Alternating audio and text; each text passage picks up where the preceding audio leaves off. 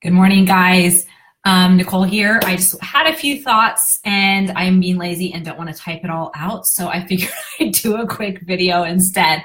Just a few thoughts as we're talking about gemstones this week.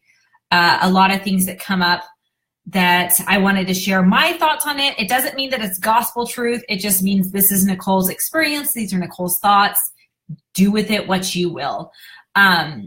Because that's all it is, and that's all I can share.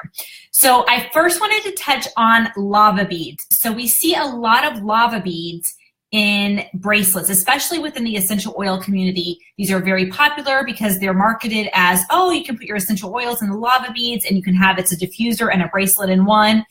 And they look kind of cool because you've got the lava beads and you've got some gemstones in there. In my experience and in my testing, lava beads almost completely nullify the effects of the stones that they're strung with. So wearing those lava beads actually creates like a neutralizing effect where it's just going to be pretty. It's not necessarily benefiting you. You're not getting the benefits of that stone because it acts as a neutralizer. And so that's been my experience with the lava beads is they really don't add anything. They actually take stuff away. So if you are trying to have benefits from wearing stones in a bracelet or a necklace form, having those lava beads on the bracelet with you, or maybe just a bracelet along with another bracelet that has lava beads on it, it kind of neutralizes everything. So just keep that in mind. If you're doing it, if you're wearing it for looks or you're wearing it to diffuse that essential oil, go for it. But if you're wearing it hoping to get the effects of the other stones that are strung with the lava beads, pass. It just doesn't, they don't play well. It neutralizes it and you're not getting the benefits. So that's been my experience in my energetic testing of the lava beads. And so take that for what it is. The other thing that came up that I wanted to address was cleansing stones. And in my experience, you need to cleanse stones if you believe you need to cleanse stones. I personally believe that the stones are from God. They are a blessing of His, and something that He created doesn't necessarily need to be cleansed. And so I don't have the belief that my stones need to be cleansed, and I've never had an issue. I've never put them out in the moonlight. I've never buried them in the earth. I've never rinsed them underwater. I've never put them in salt, and I've never had any issues. But I have lots of friends that they have that belief that stones need to be cleansed. And so they will do those practices in different ways that you can cleanse them are putting them in the full moon. So putting them in the light, putting them directly in sunlight, burying them in the earth, putting them with sea salt is really good. Another thing, rinsing them underwater.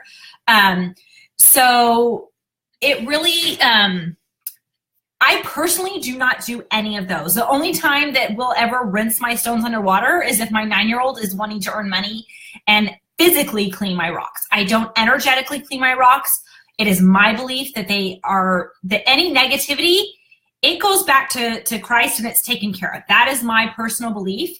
If that doesn't align with your beliefs and you do have a belief that the rocks need to be cleansed, go for it. Just do it. Educate yourself a little bit, because I know like if you're cleansing with salt, there are certain stones that you don't want to put in salt. If you're cleansing with water, there's certain stones you don't want to put in water. So just be mindful of that and educate yourself if you feel that that's something that brings you peace and helps you feel better. But if you believe they need to be cleansed, they need to be cleansed. If you don't, they don't. So that has been my experience with cleansing stones and with lava beads. So Michelle says she's got to get rid of most of her diffuser jewelry.